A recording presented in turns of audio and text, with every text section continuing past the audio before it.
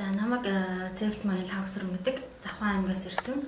Завхан аймгийн сэтгэлийн гоёл сэтгэлийн төвөд төрөөмс байгууллага байдаг. Энэ байгууллага анх 2012 онд байгуулагдсан цааш өнөөдрийг хүртэл одоо 7 жилдээ сэтгэл зүйн үйлчилгээг одоо миний бие хүргэж байна. За би өөр болохоор Монс их сургуулийн сэтгэл судлаач мэргэжлэр төгссөн.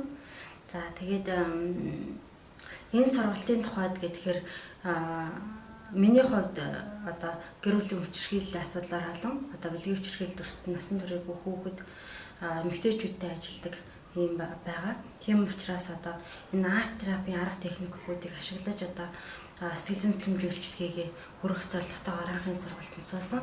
За сургалтанд суугаад бол би өмнө нь бол мэргэжлийнхаа өрөөнд арт терапийн зарим арга техникүүдийг бол ашигладаг байсан. Энэ сургалтанд суугаад бол маш их олон арга техникүүдийг нийт сурч авлаа. Хоёрд бол энэ арт терапи арга техник гэдэг бол маш нарийн зүйл юм байна. Зүгээр нэг одоо интернетээс ч юм уу саний хэвлэлээс судлаад үзээд хэрэглээд байх бол хэрэглэхэд бол буруу зүрх ашиглахаас эхлүүлээд их алдаатай байдаг юм байна. Яг ингээд мэргэжлийн төвшөнд австрал одоо мэргэжилд дэвшлүүлсэн мундаг багшийн сургалтанд суугаад бол үнэхээр шал өөр ойлголтууд байдаг юм байна гэдгийг сурч мэдэж авлаа. Нэгдүгээрт нь.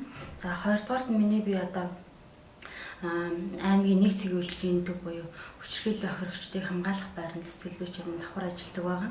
За энд ажиллаж байгаа ажилтны хувьд очиод би бол хүчирхийллийн охирогч хүүхэд эмэгтэйчүүдэд сэтгэл зүйн төлөмжүүлэлтээ үзүүлэхдээ энэ арт терапи арга техникүүдийг бол ашиглаж одоо сэтгэл зүйн төлөмжүүлэлтээ үзүүлье. Одоо ер нь хүчирхийлэлд ортсон, өртсөн, сэтгэл зүйн цочрол авсан хүмүүстэй ажиллахад бол үгээр илэрхийлэхэд харилцаад бас хүндрэлтэй сэтгэл зүйн үйлчлэгүүд хүндрэлтэй тохиолдол маш их гардаг. Тэгэхээр энэ арт терапи арга техникүүд бол усын тохиолдолд бас хэрэгтэй юм байна гэдгийг бол одоо мэдэрсэн. Тэгээ энэ техникүүдийг бол цаашдаа үйл ажиллагаанд нэвтрүүл бас энэ мундаг мэргэжлийн багштай цаашдаа хамтарч ажиллая гэсэн их бодол төлөвлөгөөтэй байгаа. За энэ ажиллаж явах хугацаанд бас арт терапийн чиглэлээр нэлээд их судалж бас Монголын одоо арт терапи урлагийн сэтгэл зүйн хөгжилд бас тодорхой хэмжээнд өөрийнхөө хой нэмрийг оруулна гэж бас бодож мөрөөдөж төлөвлөж байна.